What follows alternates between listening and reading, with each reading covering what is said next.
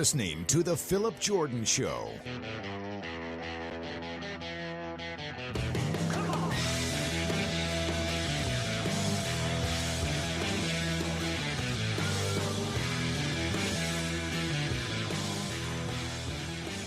What's up, everybody? Welcome in to the Phillip Jordan Show. I hope everybody has had a fantastic week.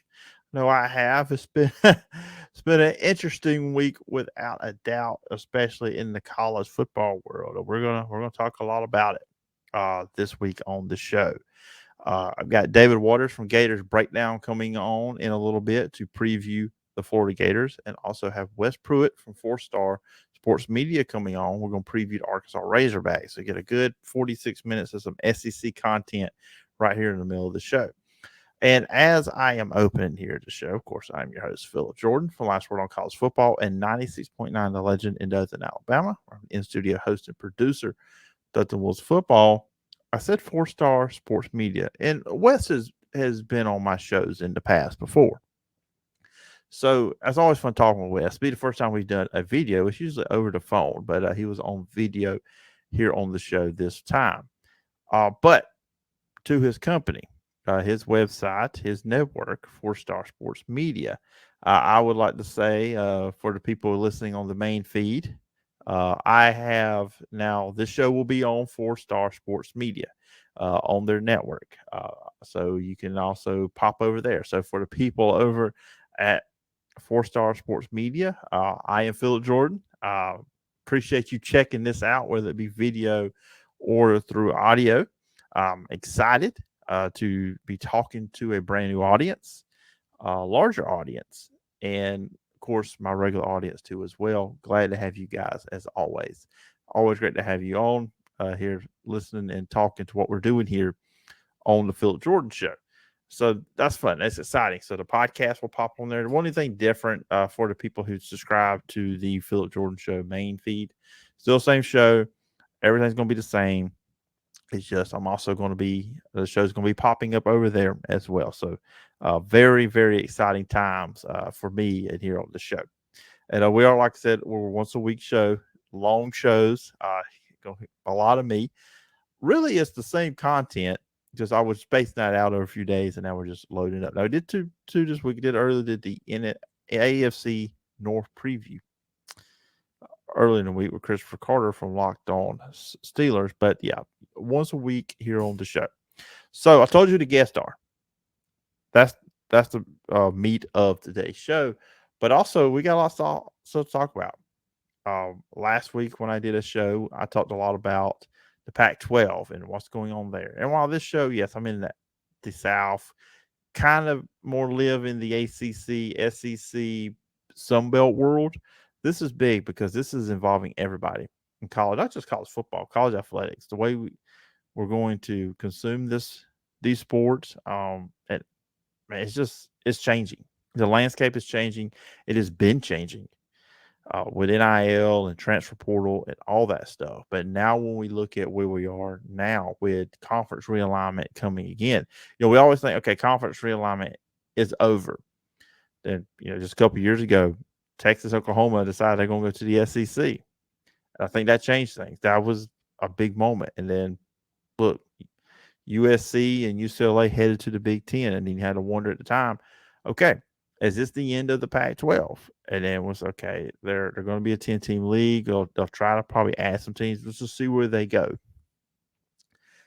And now where we're at now. Everybody's seen the news, what's been going on with the conference, the rumors, speculation. Look, everything I'm saying in this open may be dated by the time you listen to this, because I'm recording this on Thursday evening at 6:42 Central Time. So there's a very good possibility that everything I'm saying here is dated, news is broke. Hopefully not, but when you live in the podcast world, that is always a possibility. But we're going to talk about it. So, but what I wanted to do, now, last week I talked with Last Word on College Football, managing editor, of course, that's where I write to as well, as you heard at the open, Tony Siracusa. We had a lengthy conversation talking about the ACC kickoff and all that stuff, but we actually spent probably the first 15 minutes of our conversation talking about the Pac-12. Of course, Tony now covering Wake Forest, covering ACC there in North Carolina, but he was there in California, covering UCLA and the Pac-12. Tony is one of the more knowledgeable people you'll know out there about college football, and he has a lot of knowledge on the Pac-12. So, new audience here as well. Maybe you missed it. So, what I am going to do, guys, I am going to play last week's clip from when me and Tony were talking about the Pac-12. This was after Colorado announced they were leaving to go to the Big 12. Things already weren't looking good, and we know they're not looking good now. So here is that part. Now, the full conversation is not here. That was 39 minutes. This is just the 15 minutes of me and Tony Siracusa talking about what was going on with the Pac-12 a week ago. What's up with the Pac-12? Well, like you said, just as a reference point, it is my old stomping ground. I spent 5 years covering UCLA and the Pac-12, and I think, if I had given Chip Kelly a heads up that I was moving to Charlotte, he probably would have helped me pack. I'm sure he was eager for me to leave and get out of his hair. Look, the Pac-12 has two main issues right now. First one is the ghost of Larry Scott, the previous commissioner, who left things in just a horrible state when he retired, resigned, was pushed out the door. Take your pick. When his contract was up, there was no chance of an offer to stay any longer. Larry Scott was horrible with media negotiations.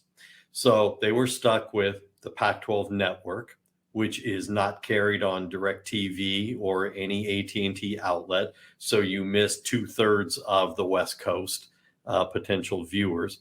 So that hamstrung the conference in terms of the money that they were giving back to the schools.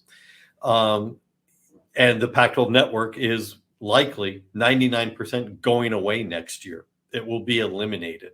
The new commissioner, George Kliavkoff, not a fan of the product because it's too hard to monetize.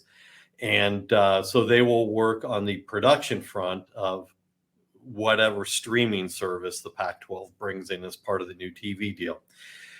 Then you bring in George Kliavkoff, who came from MGM Resorts and had negotiated media contracts and sponsorship contracts and all of these things. The first thing, and he's been there a little over 2 years now, the first priority had to be getting that new TV deal done because their TV deal expires in June of 2024. So at the end of the upcoming academic year.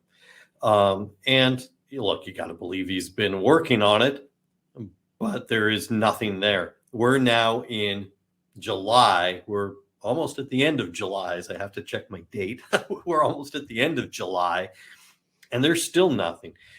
The presidents and chancellors of the universities, basically what he refers to as his CEO group, have been telling them since March, you got to get it done by end of April. And they've been trying to kind of toe the company line, say, yeah, we're confident. It's coming soon. It's coming soon. April went by, May went by. Again, we're now end of July, and he's got nothing. In the interim, a year ago, June, he, of course, was dealt the huge blow, which he did not see coming, which was the departure of USC and UCLA. That negatively impacted any of the media negotiations because you just lost the number 2 media market in the entire country. Mm-hmm. And I know fans in other parts of the country will kind of take some shots at UCLA football, whatever, USC. Fine. It's the media market.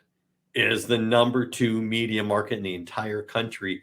Your entire conference was just devalued from a media rights negotiation standpoint. So he had to, and he did not see it coming. Frankly, nobody did. I mean, it was a shocker. I will tell you, I was out running some errands that day. I figured it's June. I got a little time to myself, right? I mean, we're not in conference media days yet.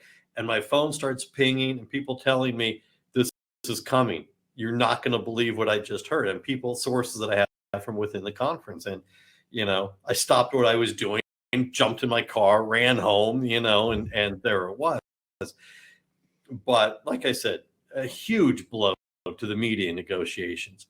Since then, there's been no recovery. There is nothing else that has come. There have been inklings that ESPN has said thank you, but no thanks in terms of being the tier 1 media partner. Fox has done the same. You have a tier 2 media partner for the year in the Pac-12 network. You need a tier 3 in reality, which logic says it'll be a streaming network, much like what the NFL did. Maybe it's Amazon, maybe it's Apple.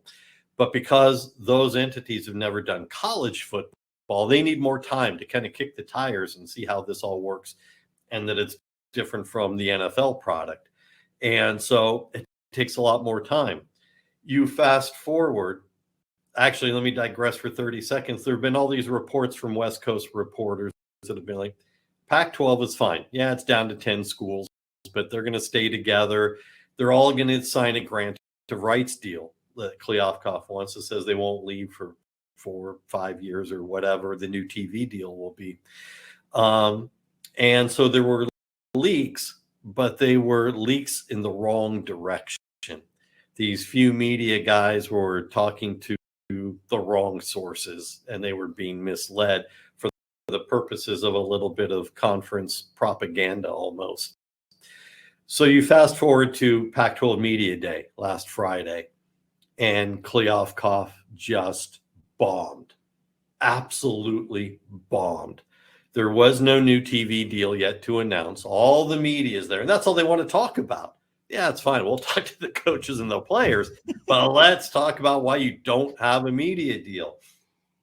It was okay that he didn't have one yet, but he needed to have something to announce, even if it was, look, we're close. We're not ready yet, but we're close. The lawyers are looking at it. We're dotting I's, crossing T's, whatever. He had nothing. His answer to the question was, because a reporter from the Oregonian asked him about, where are we with this? And his answer was, we're not discussing the new TV deal today because we want the focus to be on football.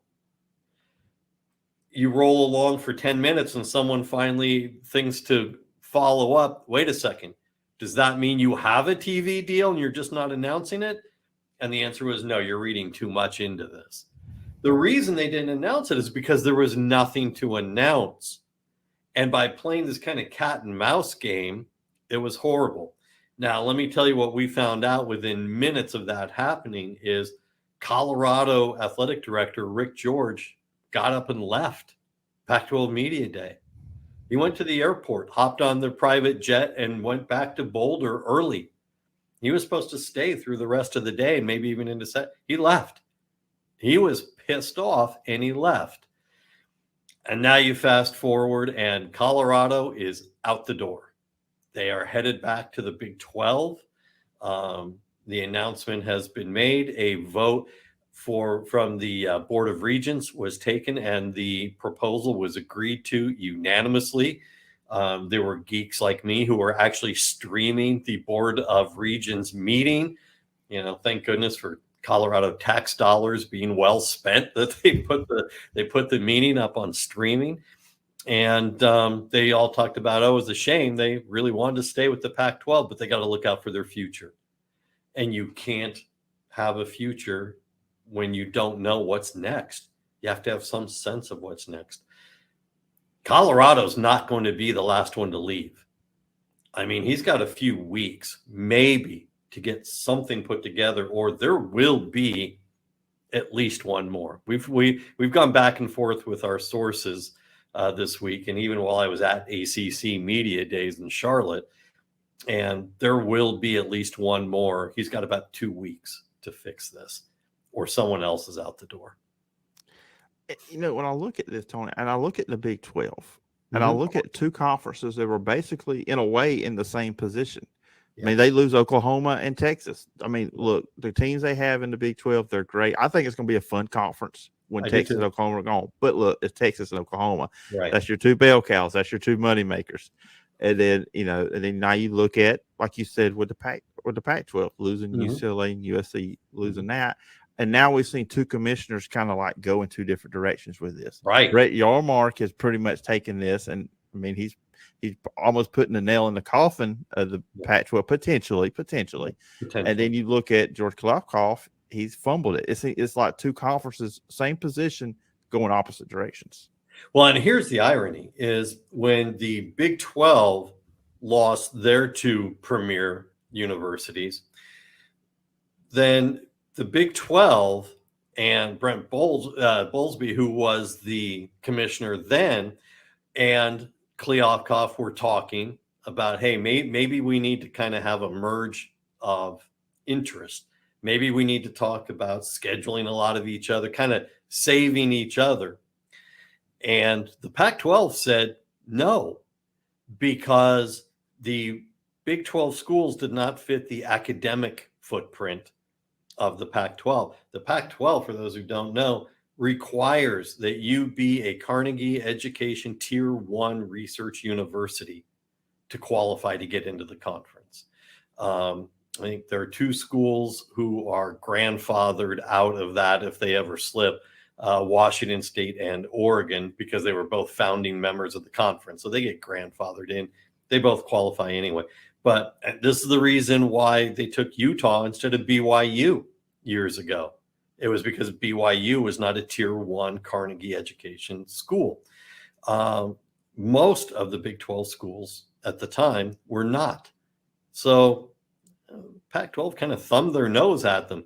Yormark is getting the last laugh right now. You know, he issued a statement, which they put out on social media on the Big 12 letterhead, and it just said, Commissioner Brett Yormark comments on the University of Colorado, and all it said was, quote, they're back. And that was it. And they issued that. He's having a pretty good laugh right now. And you're right. Two conferences that really had similar issues. But, you know, look, Yormark was quick to at least get a contract extension on the media rights deal while they were negotiating a new one. Kliavkoff didn't do that. He's behind the eight ball by a lot right now. So it's going to be interesting. It's going to be worth keeping an eye on as we get on. So, and then the ACC, let's jump at ACC. They stole the CW from the Pac-12. So there you go. Well, on that. Yeah. Well, but here's the thing with that, and there is a significant difference that I think needs to be pointed out, is the ACC, because there was talk about the Pac-12 getting on CW, and certainly I was quick to laugh about it, you know, saying, great, they'll, you know, show Washington State versus Arizona after a special rerun of Gilmore Girls, you know, or whatever else the CW. I don't want your audience thinking I'm that familiar with programming on the CW, but I had to look it up. And, you know, the difference is with the ACC is the ACC has its Tier 1 partner, ESPN. Mm-hmm. They have their Tier 2 partner, the ACC Network, which is owned by ESPN.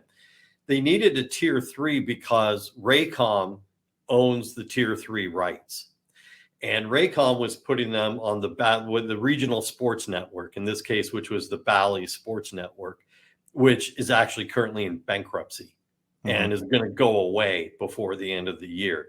They needed to secure something else. And the CW, you know, I guess during the summer showed a couple of live golf tournaments. And so, you know, now they have some sports background, I suppose.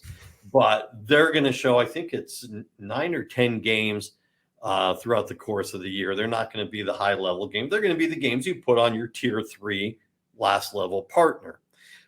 But the ACC was already wrapped up with everything, and this was really just Raycom saying, we need a new distribution point. Pac-12's got nothing, you know, for starting next year. So they're starting from scratch. So I'm a little bit, you know, outside of the football and the sports stuff. I pay attention to a lot of like movie and TV stuff. Mm-hmm. So the CW is a network that used to have a bunch of superhero shows. They cost a lot of money. Those TV shows cost a lot of money. So they've got some new ownership over at the CW. Someone who's running the company, and they want to bring back costs. Well, if Raycom is if they're doing everything, they just have to put it on their air. That's a money saving possibility. Absolutely. For the CW. Absolutely. Probably Live Golf probably did the same thing. It was probably them doing the production. They're just putting it on their air. Yeah, you're getting a cut of the ad revenue that comes in. You're getting paid as the distributor, and Raycom is doing all the production and, carrying all the heavy load for it. So it's very beneficial for the CW. I have no idea about their superhero background. It's good to know. So it really is turnkey. And, I have discovered in my office here that it is easier to find the CW than it ever was the Bally Sports networks. Those things were a nightmare to find, and just to look for a tier 3 game. So this will work out for everybody. For the ACC, for the Pac-12, they don't have a tier 1 or tier 2 starting in 2024.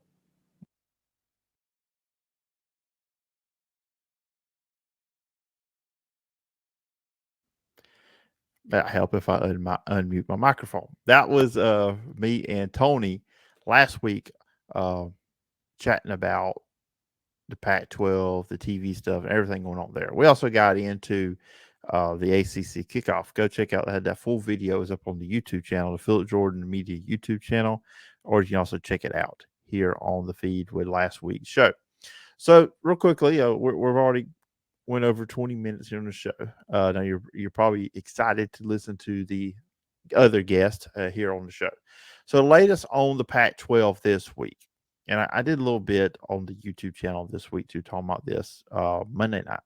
But Apple TV, that streaming deal, that has what has been presented to the Pac-12 presidents and chancellors by Commissioner George Kilafkoff.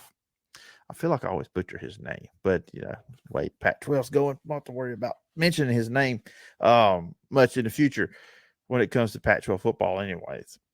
Their current media rights deal does run out after the 2024 calendar, school calendar year.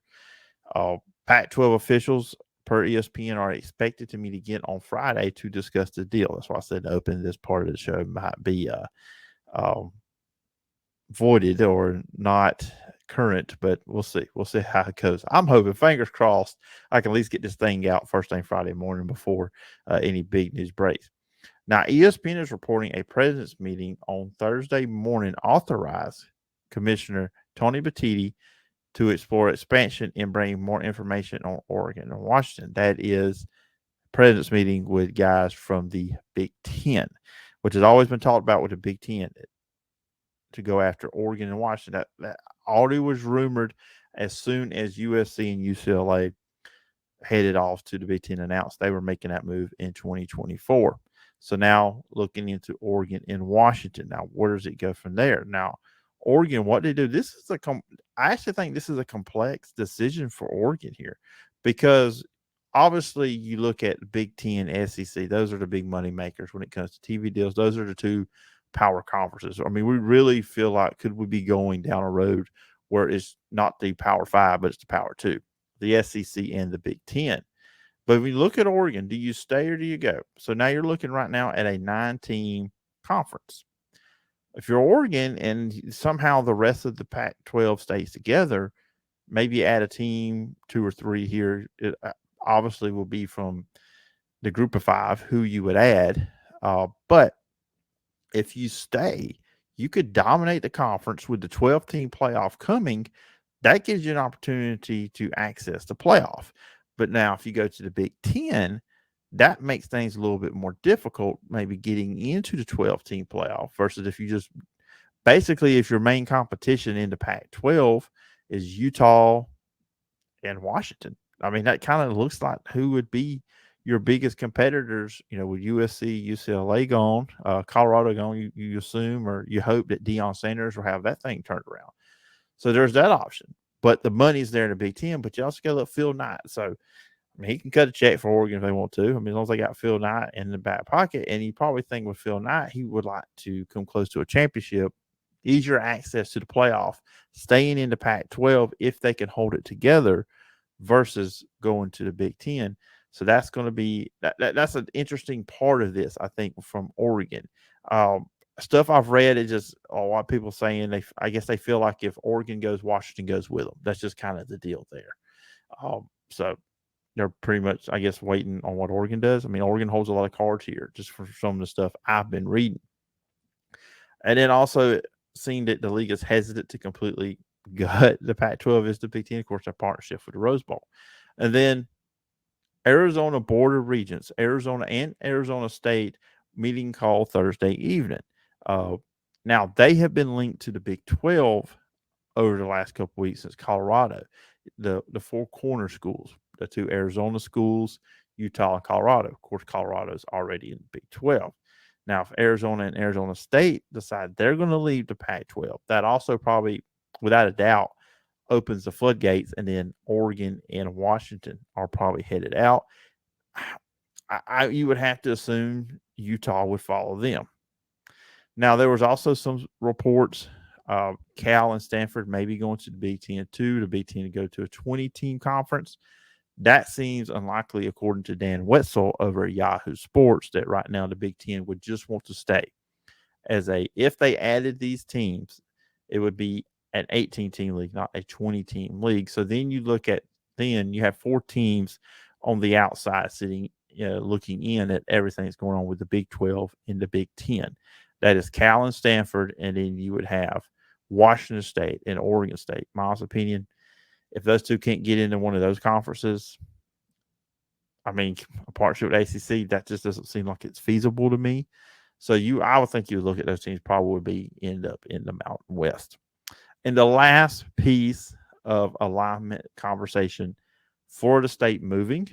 This is from ESPN. Florida State President Richard McCullough told his board of trustees during a meeting Wednesday that the university would have to very seriously consider leaving the ACC unless there is a radical change to the conference's revenue distribution model. Big Ten and SEC deals put ACC schools $30 million behind. So, and I talked about this a little bit last week. So, is Florida State just trying to false threats, just saying, boasting a little bit, saying, "Hey, we will leave you"? Are they being serious? I said last week, I mean, you're going to go where the money's at. So the Big Ten calls, I guess Florida State would be a Big Ten team. And obviously, geography doesn't matter to them. But I've said many times, if Florida State leaves the ACC, they belong in the SEC. And at least from the SEC standpoint, where they're expanding, I guess maybe you can argue against Missouri. But outside of that, they're pretty much in their footprint. Even going to Texas, Oklahoma, they're kind of in their area. I mean, it's not this 2 West Coast teams. And if you add Florida State, if you're the Big Ten, if that was a possibility, you're now in Florida. Just the travel's just weird. At least with SEC, it makes sense. So if the SEC wants to go to 18, I think the obvious call is Florida State, Clemson, or I throw another one at you, Florida State and North Carolina. So interesting. So it's interesting. We'll see. We'll see where all this is going and where all this is heading. Well, that's it with the Open. Of course, added a little 14 minutes there from Tony Siracusa from last week when we had our conversation. But next, we're going to play my 2 interviews for you guys. First up will be David Waters, the host of the Gators Breakdown podcast, previewing the upcoming season for Florida Gators. And then we'll talk with Wes Pruett from 4-Star Sports Media, previewing the Arkansas Razorbacks. All right, everybody joining me first up on the podcast this week. We're talking to Florida Gators, previewing the Gators. Old friend, David Waters. You check him out on the Gators Breakdown podcast. And David talked off air. We hadn't done this in a while, but it's glad to see you. Glad to talk to you. I'm looking forward to previewing the Gators with you. Yeah, man. Exciting time for Billy Napier in year 2. Got that opener versus Utah, of course, like they had last year. So Gator fans are trying to see, that game 1 they can replicate, and it actually might mean a little more something if he pulls off the upset again and maybe lead to more wins than it did last year. Yeah. How much are you excited that it's going to be Thursday Night Football when they kick that one off? Not like put it. So if there were a lot, remember last year and there were so many week 1 good games, I would have had no problem if it was Thursday night last year. Now, granted, it was in the swamp, so I would have wanted it on a Saturday. But this year, I'm kind of more perturbed by it because this week 1 slate this year is not all that great. And I would have been like, okay, I'm eager to watch football anyway. So that opening Thursday night, I'll watch McNeese State versus whoever. It doesn't matter.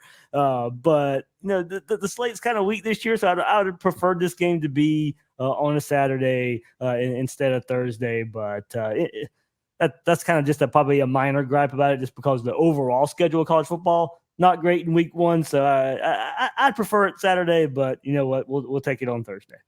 Yeah, and no offense to anybody in the Carolinas, but South Carolina and North Carolina, that's where game day is going to be at for their neutral site games. So that's kind of an idea where we are week 1. So yeah, and the biggest game is Sunday, and Notre Dame and FSU and LSU. So you missed that game being on a Saturday. So of course, I think that's where they would probably like to be, but that game being a Sunday kind of throws a wrench in the plans. Yeah, absolutely. I see still got the Brian Kelly Notre Dame. Yeah, exactly. There you go. There's the connection. But with Florida, let's look back at 2022 real quickly. I won't spend too much time on this. Of course, last year, 6-7 season, Anthony Richardson of all of it. I mean, he was the big talking point all year with them. But now, that year, the bowl game, it was what it was. I mean, we know what you don't even really need to talk about that. But just going from that season and now going through the spring, now going into year 2, Billy Napier, where do you see Florida at?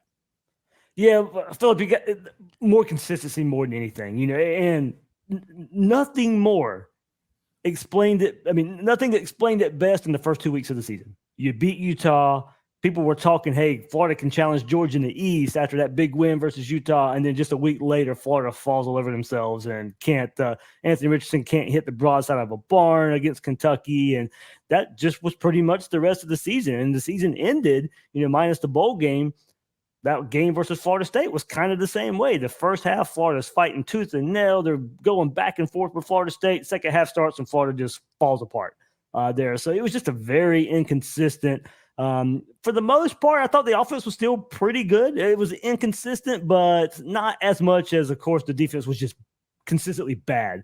If Florida would have had an average defense last year, I think the questions surrounding Anthony Richardson, the questions surrounding Billy Napier's offense would have kind of been overlooked a little bit. It was a good offense, not excellent.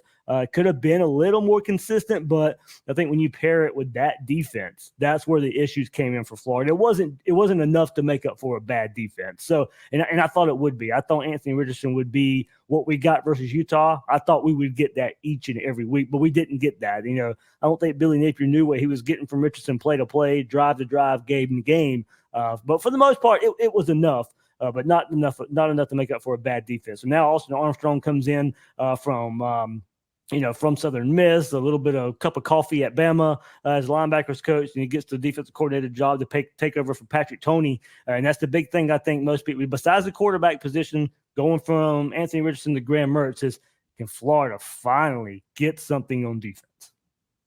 Yeah, you mentioned the quarterback, so I want to keep this question separate from the quarterbacks. Just okay. And you may have just answered my question outside of quarterback, because you still see it's Graham Mertz and it's Jack Miller in the competition. What is the biggest, training camp storyline for Florida battle, position battle, anything like that? What's the biggest thing for Florida going to season outside of quarterback? Outside of quarterback, and I'll even leave out the whole defense with that, because I think that's the easy way to go there. But I'd say for either safety or because before they brought in transfer from Michigan, R.J. Moten, Florida was looking at starting 2 second-year players in Miguel Mitchell and Kamari Wilson. R.J. Moten transfers in from Michigan, part of a defense that went to the college football playoff the last couple of years. Lost his job late last year. Then there was some question if they liked him more as a linebacker or a safety at Michigan. So he's worked his way right into Florida. Florida hits the practice field this week for fall camp, and he's already taken reps with the one. So that tells you where they feel good about him as Florida as a safety. But then I think that's probably the biggest question on defense. On offense, figuring out the right side of the offensive line. There's some big question marks there for the Gators. The left side going to center is pretty much figured out with 3 guys there, from Austin Barber at left tackle, Micah Mazuka to transfer from Baylor at left guard, and Kingsley Ogwuekin there at center. They got the left side figured out, but they got big questions on the right side. If they want to replicate what they were able to do on the offensive line last year, be able to run the ball with those great running backs that they have, that right side of the offensive line's got to come together pretty fast.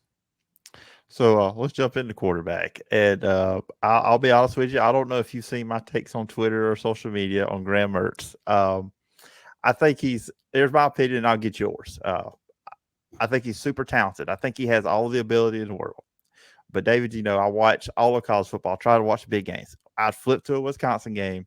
He's playing well for 3 quarters, and then the fourth quarter happens, and he has a meltdown. And as a guy that covers Auburn, I had a lot of flashbacks, PTSD to Bo Nix sometimes when I would watch Graham Mertz play. And, of course, Jack Miller played in the bowl game. Once again, that game was what it was. But what is your analysis of Graham Mertz, and what have you seen with him through the spring, and what Billy Napier has said about him, what you've heard, what you've seen of him as he's been as a Florida Gator? Phil, I'm glad you brought up Bo Nix, because that's what Florida fans are kind of hoping. A change of scenery does some good. But Bo Nix goes from the SEC to the Pac-12. Graham Mertz is coming from the Big Ten to the SEC. Now, don't get me wrong, Big Ten's got some good defenses there, but nothing like he's going to see week in and week out in the SEC. And he, as you kind of alluded to, average at best at Wisconsin. I might be stretching it a bit. Just very inconsistent. Had a very, very good first game. He burst onto the scene in 2020. Everybody thought that's what Wisconsin was getting. He was a highly rated recruit, comes in, lights the world on fire in his very first game. Was not able to live up to that from there on out. And you keep going through the years at Wisconsin, and you go back and look at it. 2 things can be true at the same time. I don't think Wisconsin put him in the best spot, but at the same time, I don't know if he put Wisconsin in the best spot. Maybe just the marriage wasn't that good. They probably took a dip in running back production there at Wisconsin, that maybe he didn't have the running game some past quarterbacks had at Wisconsin. They didn't do a lot of favors. They didn't run a lot of play action with him when he excelled at play action. And at the same time, it's they were very predictable on offense. It was run on first down, run on second down. Hey, go convert 3rd and 7, 3rd and 8. So I do think Wisconsin hurt him a bit, but was there a belief that he could do that? And I think that's what we're waiting on. Can a more open offense, can throw him more on first down? Florida run play action like crazy last year. That's kind of Billy Napier's MO. Go back to his Louisiana days. And last year at Florida, there's a lot of play action in this offense. And if Graham Mertz excelled in it at Wisconsin, but they barely ran it, maybe you can translate that to Florida. So now I think there's some stuff to point to where he can maybe turn it around. Look, he's not going to be this, 2020 Florida, 2020 Alabama, 2019 LSU. That's not Billy Napier's MO. That's not this offense. It doesn't have to be. Florida should have a pretty good offensive line. They got a stable of running backs that are really confident in, with Montrell Johnson, Trevor Etienne to lead the way there. So the game, games won't have to be on his shoulders. Certain plays are going to have to be on his shoulders. Certain drives are going to have to be on his shoulders, but he's not going to have to carry the offense. And I think that's where, if he can lean on the run game, if Florida can get that going, you don't ask him to do a whole lot. I think this offense can be pretty good, but I think the moment Florida struggles in maybe some other areas and you put the game on his shoulders, there's just a big question mark if he can handle that or not.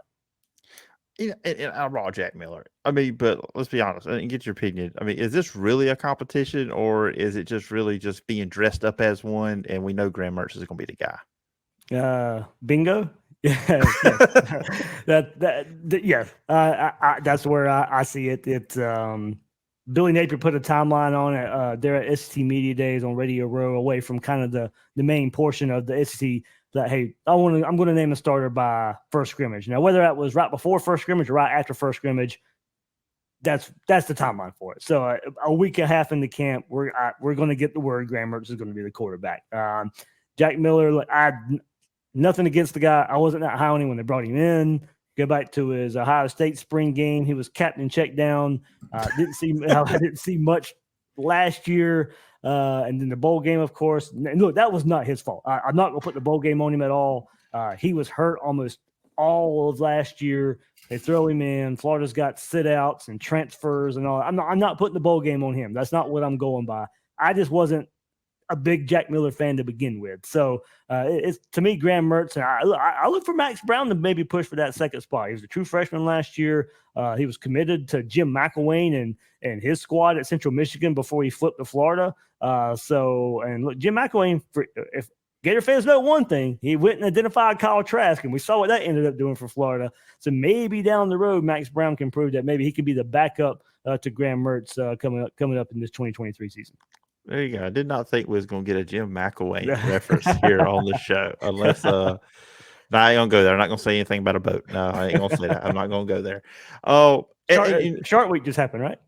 Yeah, there you go. There you go. You said it, not me. I was withholding. I was holding back. I was trying to dial back a little bit of sarcasm all here on the show today. And so you mentioned the running backs. Probably one of the best running back duos in the SEC, maybe even the country. You got running backs combined 16 touchdowns last year, over 1,500 yards. You mentioned Montrell Johnson and Trevor Etienne. And I was looking at depth chart, just the receiver outside of Ricky Pearsall, not a lot of experience. Yeah. So that's probably something you would think that Florida is going to probably rely on, especially early in the year. Like you mentioned, that run game leaning on that.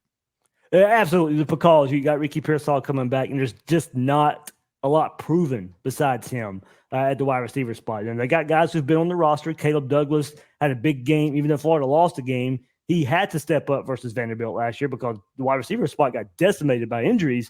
You had a true freshman, Caleb Douglas, out there leading the way, and he had to. It didn't equate to a win for Florida, but at least he showed some ability. He's packed on some pounds this year. I expect him to, compete for, an outside spot there at receiver. But Phillip, it's about a lot of these. Marcus Burke is another guy that's been on the roster. We're kind of excited to see what he can do. But it's been about these freshmen that are coming in this year that I expect one of them by season's end to at least be a household name for Florida fans and maybe even SEC. But you got Aiden Mizell, Andy Jean, and Eugene Wilson, 3 speedster guys, 3 playmaking guys that Florida brought in this last recruiting class.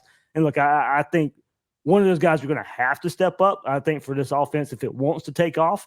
Eugene Wilson, a little hampered. He didn't take part in spring. He was a summer enrollee, a little slow start to fall camp because of a hamstring issue. But on the second day, we could finally see him running routes with his teammates instead of being off to his side. Andy Jean, Aiden Mizell took part in spring practice, and I do expect those guys to be some major contributors in this passing game. If Florida can throw the ball 30 times a game, I think you're going to see that these true freshmen are going to be part of that. Let's flip over on the defense side, and you brought up Austin Armstrong coming in. Like you said, a cup of coffee there in Tuscaloosa. Last year with Southern Miss, I was looking up; they were number 1 in the Sun Belt at getting to the quarterback, which for me is impressive because I'm not far from Troy, and I know what the Troy Trojans had on that side of the ball, so that was impressive. And it seemed like just reading some comments and just reading the preview magazine and stuff like that, it seems like he is going to come with a more aggressive defense than what Patrick Toney had.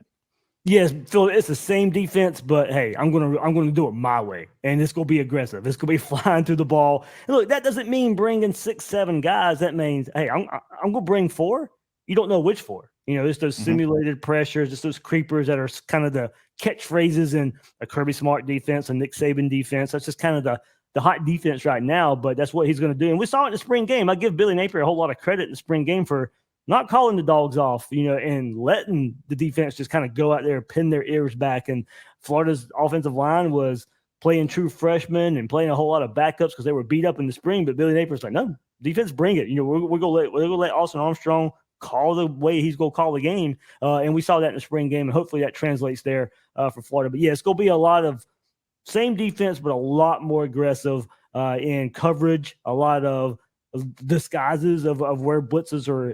He'll blitz too. But if you can get home with 4, you may not know which 4. That's the best path to a defense for Florida here. So yeah, you mentioned Phillip about getting to the quarterback. They were able to do that there at Southern Miss in his time there. But the big question is, hey, Austin Armstrong, we just come off of Todd Grantham, got Patrick Toney. Can you do something on 3rd down? That's just been the biggest bugaboo for this Florida defense since Todd Grantham was the defensive coordinator 2 staffs ago, or a staff ago, and then Patrick Toney last year didn't really improve it at all. So he was able to improve it right away at Southern Miss as far as 3rd down defense goes. And if he can do that at Florida, they'll be a much better defense, just improving that aspect alone. And up front, get into the quarterback. Now, you cover this team. You say this player's name all the time. So I'm just going to go with his first name, Princely. 4.5 sacks last year, and they bring in transfers, Cam Jackson and Caleb Banks also as well. And linebacker, Shamar James, I think he had 2 sacks last year. So are those the guys you would expect to be the main guys getting to the quarterback? Or there's maybe some guys, maybe the national audience doesn't know, but the people who are around Florida all the time talk about? Yeah, I had him on the podcast actually a couple of weeks ago. So Princely Umanmielen. There you go. So let the guy that covers the team say the name, not me. Not let me butcher it. Yeah, SEC Media Days, he was labeled a third teamer, and he's changing positions. And now he played a little bit, but he's transformed his body to be even more effective edge rusher. And he was more of a defensive end, but now he's going to be that edge rusher. He's going to be your main stalwart at getting to the quarterback for this Florida Gator defense. But Austin Armstrong spoke to the media right before fall camp started, and music to Gator fans' ears. Look, I know it doesn't make a whole lot of sense from outside of Gainesville that Florida could lose Jervon Dexter, but be better up front. And that's because of the experience those guys got last year and bringing in the transfers. And he went through a list. He went through Desmond Watson, Cam Jackson, Caleb Banks, Chris McClellan, Tyreek Sapp, Jamari Lyons, Will Norman. Then he goes on to say, we got 7 guys to play 2 spots. Florida's a lot deeper up front than they have been. And that's screams a lot more success for this Florida defense. I mean, they had guys playing out of position just because they didn't have enough bodies. Jervon Dexter had to play inside. He had to play outside. He had to play 60 snaps a game. He was worn out by the time the third, fourth quarter got around. Florida's a lot deeper there. And Cam Jackson, the transfer from Memphis, he's got, I think by season's end, maybe even halfway through the season, you go back and, hey, who's this guy? I think, their NFL scouts are kind of watching him. What can he do in the SEC? It kind of reminds me of Osiris Torrance a little bit. Billy Napier's offensive lineman that he brought from Louisiana. It was the question. Yeah, we know what he can do in the Sun Belt, but can he translate that to the SEC? I think we're going to look at Cam Jackson much of the same way before the season's over with. Played a little lower competition, gets to the SEC, and then becomes and is able to replicate that production at a higher level. And finally, just looking at the schedule, just kind of expectations. And it seems like this year, Florida, the expectations aren't as high as, you normally would see with Florida, with the national media. If you look at the preseason magazine, we talked about opening Utah. You got McNeese State. That Tennessee game, look, Tennessee has struggled in Gainesville. So I think a lot of people just say what Tennessee was last year in Florida's record. Say, hey, that's just been a struggle for Tennessee going to Gainesville. Charlotte, at Kentucky, Vandy. Then you got the second half at South Carolina, the Georgia game. Home at Arkansas, road at LSU, at Missouri, and you close up at home with Florida State. So I'm not asking you to break down all those games, but just when you look at the schedule, what do you see as reasonable expectations for Florida this season?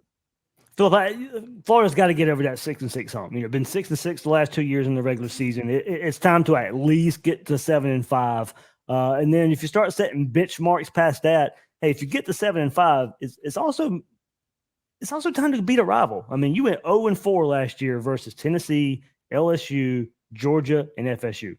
Billy Napier, in year 2, you got to get one of those guys. As you mentioned, Tennessee coming to the swamp right there. Georgia and Jacksonville. Look, I know probably not going to happen. Can you give them a dogfight in Jacksonville at least? Make them work for it a little bit more.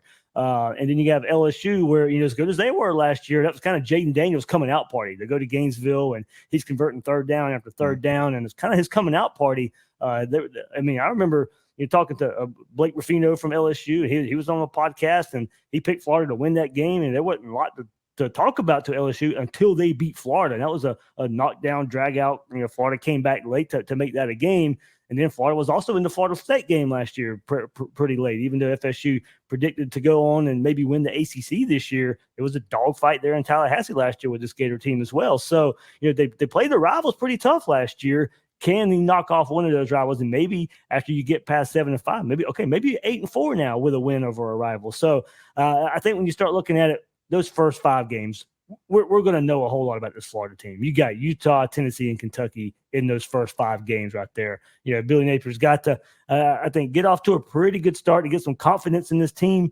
It's going to be tough. We'll see Cam Rising's availability, and he's fighting through an ACL that he messed up in the Rose Bowl there, and he's going to be limited starting fall camp. So maybe Florida catches a break a little bit, and you'll catch a win any way you can. But that's one early storyline to watch out for. But yeah, those first few big games of the season, we're going to know where this team's kind of headed.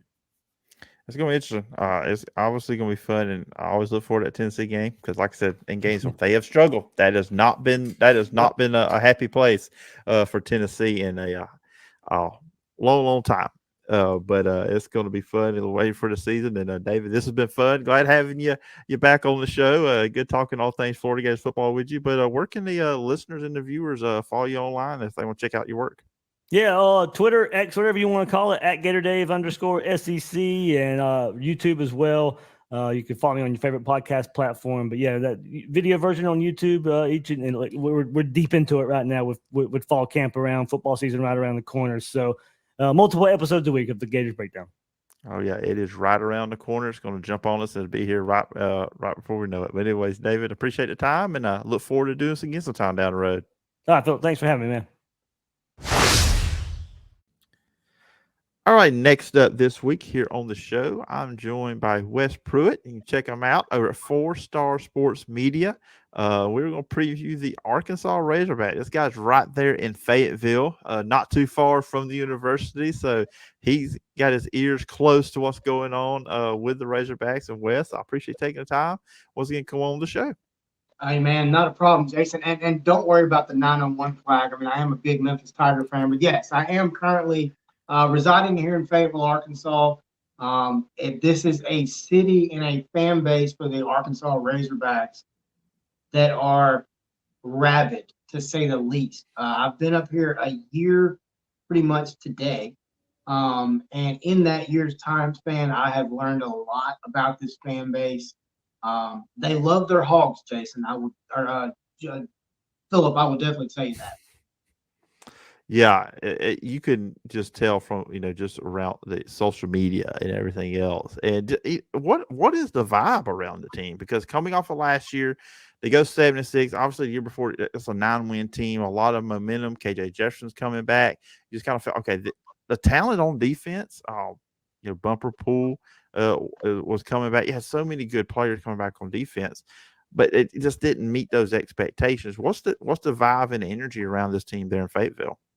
I mean, I'm sure we're going to talk about it, but I mean, you've got a new regime. You've got Pittman now in his third season at the helm, and you've got Kendall Briles is no longer there. You bring in Dan Enos, you bring in a whole slew of new coaches, but what they also did is they attacked the portal. And when I say that, Arkansas can literally bring in a fresh 11 that were not on their roster last season, just on defense alone. But when you take all of that, and then you also add in what Pittman's been able to do on the recruiting side of things, this football team last year, they underperformed. You had KJ Jefferson, a little bit of issues with health. It really showed in the Liberty game, in the loss, showed in the Mississippi State game as well. The roster is built. The big question is going to be, in my opinion, is how do you replace just one guy in Traylon Burks? They tried to do it last year, very difficult. Still going to be really hard to do this year. But I think that Dan Enos' offense is going to be much more refreshing for this Arkansas fan base. Yeah, I remember the Dan Enos teams there with Brett Bielema, and I think he'll be different because he kind of has picked up on some RPO and some run pass option concepts since he left Arkansas to different places he has been before. But it's going to be interesting because you got to think with Arkansas, we're going to get to see KJ Jefferson a little bit under center, a little bit more traditional, maybe 2 tight end kind of pro set formations. You will. And I think, KJ coming from Sardis, Mississippi, top talent coming out of high school. I'll be honest with you, I think KJ right now, in my opinion, is probably the number 2 or number 3 quarterback in the entire SEC. In my opinion, I put him behind Will Rogers.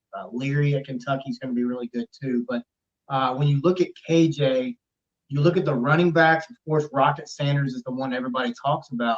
But you've got guys that are going to be back. Dominic Johnson got injured last year. He's going to be back.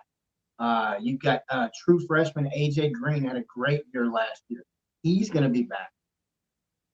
These are going to make it easier for KJ to progress in this Dan Enos offense. And also, let's go back to the Texas A&M game.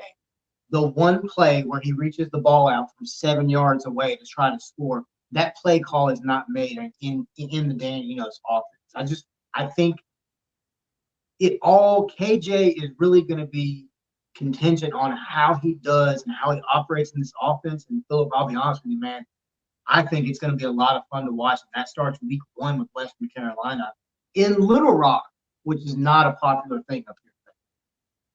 Yeah, what's the deal with the Little Rock situation? Like, why do they still do it? Because it just feels like when I see social media and stuff online that Arkansas fans are aren't big about the games at Little Rock. So my wife is a two-time Arkansas alum, which makes me kind of a quarter of an Arkansas fan, I guess. And I mean, she even mentioned it just the other day. If you're gonna do it, don't do it game one. You know, play Missouri there. They used to play LSU there every other year, it seemed like. You know, play Ole Miss there.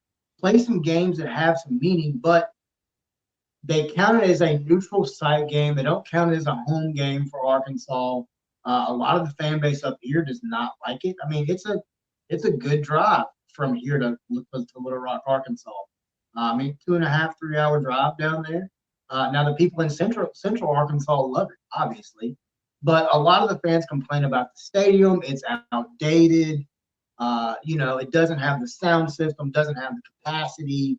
You know, you know how sports fans are. They're going to find every reason they can to complain, and that's a big one up here. Fans, I don't want to say hate the Little Rock game. Some do. Personally, me, who cares? Just go play and win. If you win the game, what does it matter? A lot of it is because ULM beat them in Little Rock. I mean, I'll just be honest with you. That's where a lot of this stems is you have some games that were quite ugly. And you know how it is. I mean, I'm sure there's some Auburn games that you don't want to talk about. I mean, you know, it's just football, man. Like I said, personally, I don't have an issue with it, but it all really boils down to traveling, who they're playing, when they're playing. I mean, the game at the beginning of the year, it's 11:30 kick or 11 a.m. kickoff. Man, that game's going to be hotter than fish grease.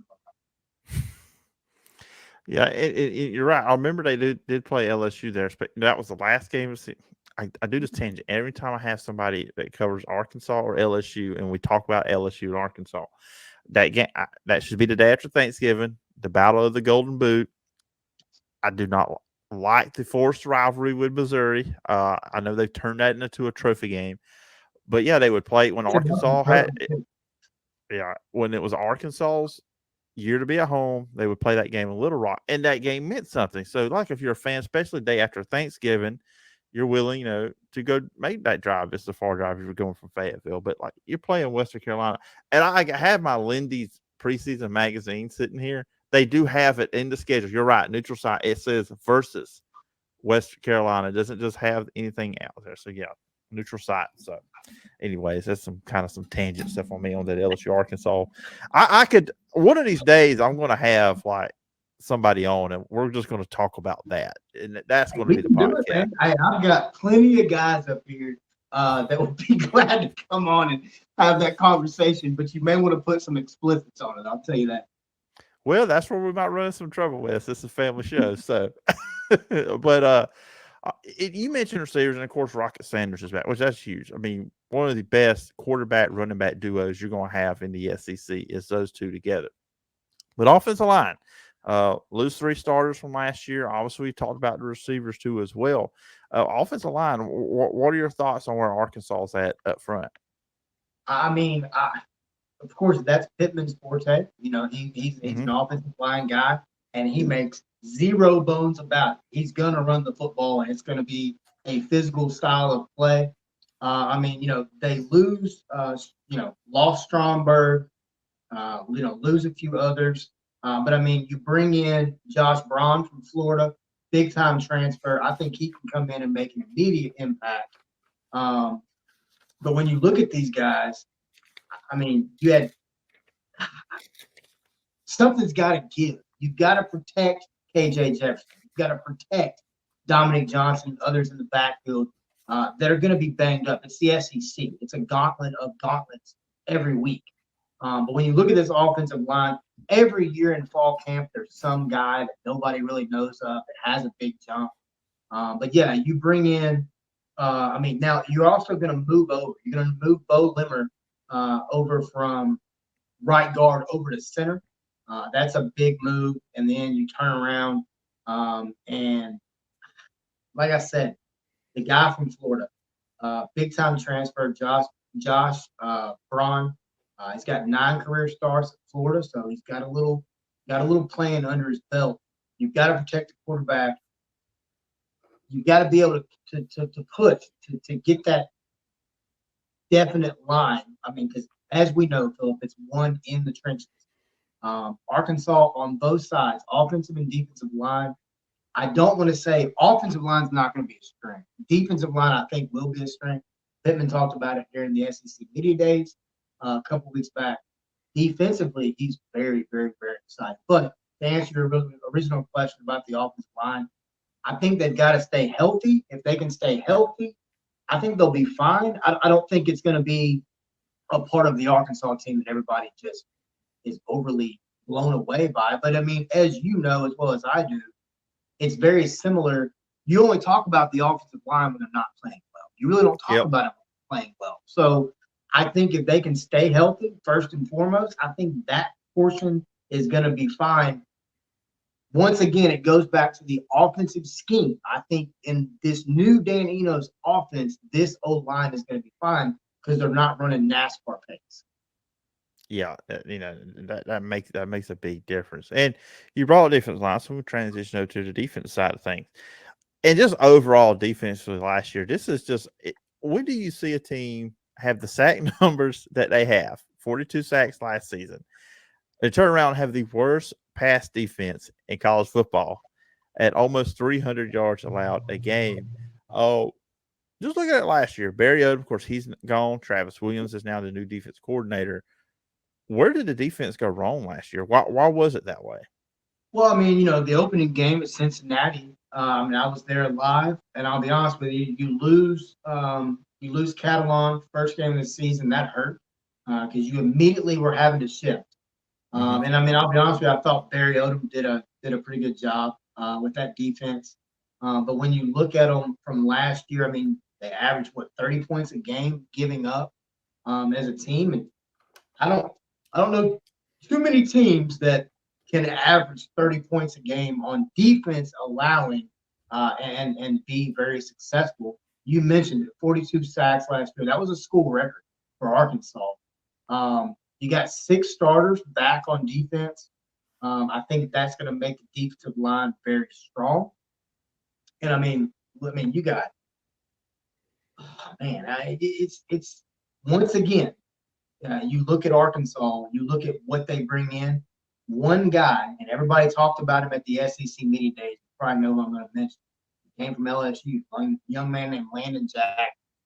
Landon Jackson at the Liberty Bowl came in he was labeled at, I believe it was 236, 238. Right now, Landon Jackson is 280 pounds, and he is running close to 20 miles an hour. Goodness. That's a large man moving very fast. Pittman's very impressed with his defensive line. One thing I will say, Phil, they only allowed 86 rushing yards per game. 2 point. I mean, that's in non-conference games now. But when you look at them, they gave up 223 yards in SEC play, which is an average of about 5.5 carry. I'll be honest with you, go back and look at that Alabama game. That's probably where a lot of those yards came from, especially late in that game when they gashed them hard. But when you look at the defensive line, Pittman's very excited about it. The new coordinators, I think, and I know we're going to get to it, the new coordinators make a huge difference on this side of the ball too, very similar to Eno's on the offensive side. But you bring in new coordinators, new mentalities, new thought processes. And I mean, from what I've been told up here, these guys are having fun. The coaching staff's having fun. And it honestly, it comes across as the vibe up here is this is going to be a fun season. Like there's hype. There's always hype, especially up here. I mean, that Cincinnati game I referred to earlier, the first pass KJ Jefferson threw, there was a fan standing behind me, screamed out KJ Jefferson for Heisman. I immediately turned around and was like, no, it's not going to happen. I mean, I will say this, and I'm not a big hot take guy at all. As you know, I mean, we're more deep dive guys, but I will say this: if Rocket can be lit starting at the beginning of the year, and he can remain healthy, and this team is successful, he could eke his way into the Heisman competition and conversation with a strong year. I think that's what you're going to see with this Arkansas team. But defensively, Phillip, this team is going to be really good, man. They have depth at every single position: defensive line, linebacker, and safety. Keep in mind, you lose Simeon Blair, he goes over to Memphis. You bring in some other guys as well. You bring in the young man from Georgia that played corner last year. You're going to see some shifting around. Hudson Clark's back again. People up here couldn't stand that little guy, but he was efficient last year defensively. Probably going to see him back at safety, more natural position for the young man. And Arkansas fans and fans of the nation anyway saw that guy can play safety, man. He can hit you, and he can also make plays on the football. When you see this defense this year, Phillip, you're going to see, keep in mind, the defensive coordinator came from Central Florida. If you go look statistically at Central Florida, they come at you dang near every play. Now, Pittman didn't want to come out and say that's what they were doing at media days when somebody asked, but Pittman just said, we're going to come at you. You know, I think you're going to see some very exotic blitzes from them. Not that you didn't see that from Barry Odom, but Barry Odom was more, here's what you're going to get, and it's coming at you. You won't see that. You're going to see a little more, like I said, exotic blitzes, a little more delayed blitzes, and you'll look up, and there could be all 11 coming at the point. And with Travis Williams, that's the guy Auburn fans, when Hugh Freeze got hired, they were kind of hoping maybe he would. I mean, Auburn guy. I've never heard anything bad say anybody have anything bad to say about Travis Williams. So that's the guy Auburn fans want us. So let's be interested what Auburn and Arkansas do play. Defensive coordinator over there going up against his alma mater. Let's look at the schedule. And you mentioned Western Carolina to start. They played that one in Little Rock. Then you got Kent State, BYU. BYU transitioned into the Big 12. They're not highly thought of. You should start 3-0. Then it gets interesting at LSU. That neutral site game against A&M, which who knows what's going to happen there. That series has been wild. And then you've got Ole Miss. And then the second half of the year, you look at Alabama, Mississippi State. I agree with SEC media that Mississippi State should be the last place team just because of the change of the offense. And Mike Leach not being there, I think that's a big deal. At Florida, then you play Auburn, FIU, and Missouri. So I like to ask this question whenever I talk about the schedule. And I believe I asked this question of you last year. And I'm going to remind you of what you said last year in a second. But what are reasonable expectations for the Arkansas Razorbacks? Well, I can tell you this. I've learned a lot from last year to this year with this football program. That is for sure. I mean, Phillip, you just talked about it. In theory, Arkansas should start 3-0. I expect a easy win, Western Carolina. I expect an easy win, Kent State. I honestly expect an easy win, FIU, down on November 18th. So you're looking at 3 wins right there, right? Then you've got BYU, and then you've got just a murderer's row of games. LSU, technically on the road at A&M, at Mississippi, and at Alabama. And then you turn around and play a Mississippi State team that you just mentioned that most are picking to be down, but I'll be honest with you, I like that head coach a lot, man. I like Zach Arnett. I think that's a team's going to be one to keep an eye on. I think they can ruin some chances later in the year. But I mean, honestly, you look at 3. All right, look, I'll give BYU a win. So let's say 4 wins right there. I think LSU is a loss because I think Brian Kelly is going to be really good again this year. I think A&M is a win. I think Ole Miss on the road is a win. If you think back to the last time Arkansas played Ole Miss down there, absolute barn burner of a game. Came down to KJ Jefferson, 2-point conversion in the loss for Arkansas. I think they get that back. This is the game that all the Arkansas fans up here are just, no pun intended, but they're hooping and hollering about. They're running up as Hogs do. Alabama. If I've heard it one time, man, I've heard it 50. You know what they say, Phillip? What's that? This is the year we're gonna get them. And I'm like, hey, Tennessee had that moniker. They got them last year, so you never know. yeah, but man, they ain't beat them in 15 years, Phillip. 15. I mean, Chad It's gonna Morris. be tougher in Tuscaloosa. It'll be tougher in Tuscaloosa. I mean, then you're going to T-Town. That just makes it worse, man. All right, so that's a loss, okay? So you're looking at win, loss, win, loss. So you're looking at what? 2 losses so far. Mississippi State, I give them a win. Florida, nice draw out of the East for Arkansas. Honestly, much rather play Florida on the road than go back to Georgia. I think Florida may be a little bit improved. The quarterback's a huge question for me. Florida. I understand you got is Graham Mertz any down there now? I'm not sold on him. I'm going to take a win, Florida, and then there's the game with Auburn. There's something about Auburn and Arkansas. By the way, Arkansas fans hate Auburn, in case you didn't know. But there's something about referees and officials and Auburn games, and it's just that game's a toss-up. Oh, I know. There's I'm not going to say their name. I am not going to say the people's name in the media, but there's some, not you, but there are some in the Arkansas media that every time I called, it's not when they're playing, Auburn's playing Arkansas either. If Auburn gets a break with the referees, all of a sudden the Bo Nix pass that I agree it should have been called a fumble. I will say that 100% gets brought up. I can guarantee you, I can look on Twitter and I'll see it. But anyways.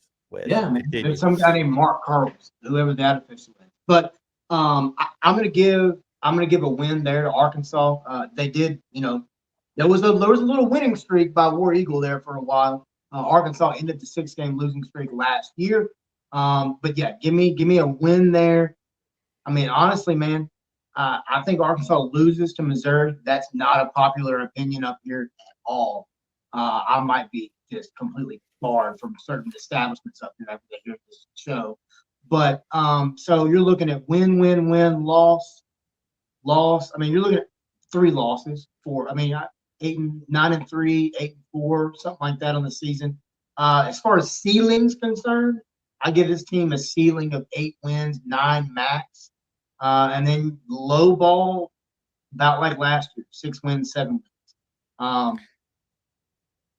The coordinator thing, I mean, nobody's really talking about it, but in the back of my mind, I just have this sneaky feeling that there's a hardcore group of fans up here that are like, well, he's got to win now. He just changed coordinators. I mean, you know how fans are. You change coordinators and you're just giving the coach one more year. That's not happening up here. I mean, the coordinators that he brought in are, number one, they're incredible recruiters. Every single one of them are incredible recruiters. But they're good teachers of the game. And what's even more important is they're good father figures for the young men. You look at Williams, you just talked about, Dan Enos, Scott Fountain, the guy that came from Maryland, that's the tight ends coach. I mean, numerous guys that Pittman's bringing in. And he talked about it in SEC Media Days and also here recently in a press conference. He's not concerned about being these players' friends. He's about winning football games and creating husbands. And you don't see that very often in college football, Phillip. You don't find that in a lot of coaches. And I honestly think, man, this team, talent-wise, it's there. They've got the talent. But the SEC is the SEC, man. It's not an easy road to travel. And I mean, you play 1, 2, 3, 4, 5, 6, 7. You play 8 games before a bye. That's going to be a gauntlet. And then the last 4, 5 of those games are essentially on the road. Mm-hmm.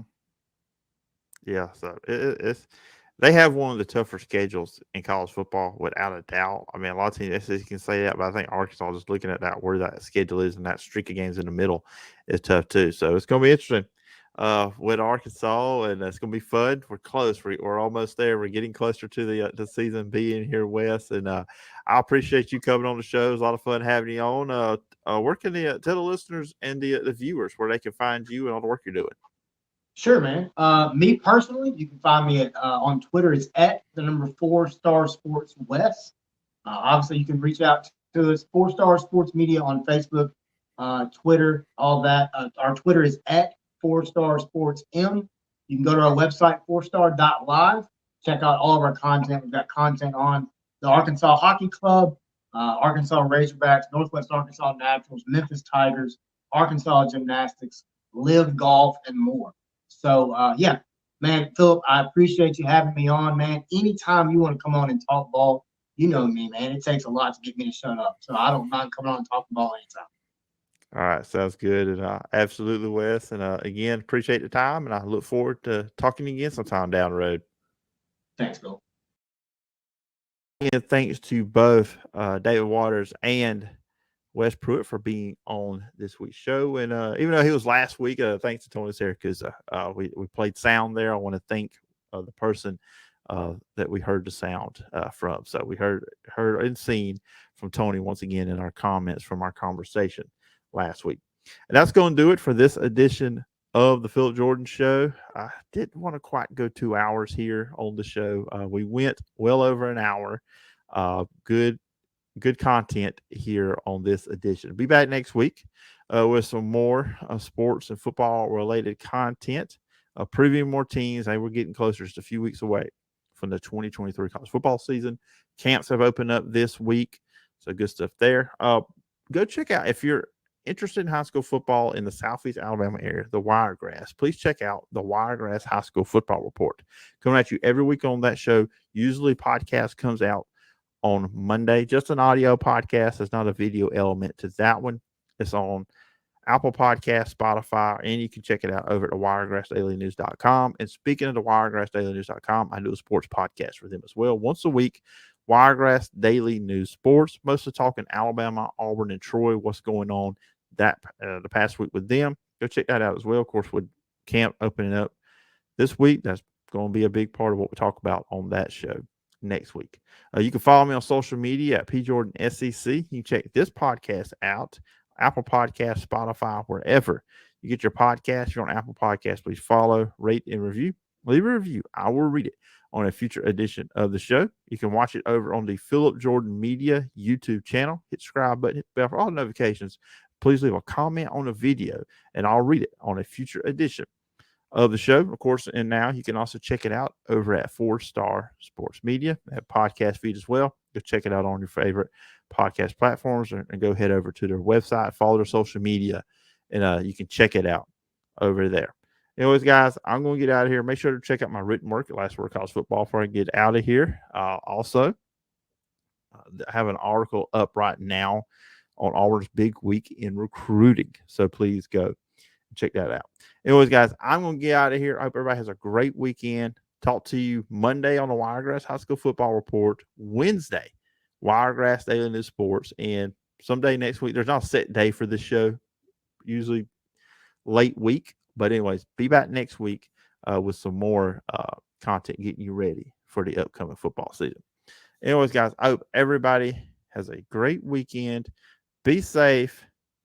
And you have been listening and watching The Phillip Jordan Show. Thanks for listening to The Phillip Jordan Show.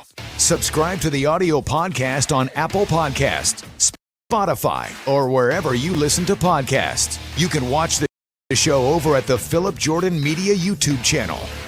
Got a question or topic idea? Email the show at sportstalkphillipjordan@gmail.com.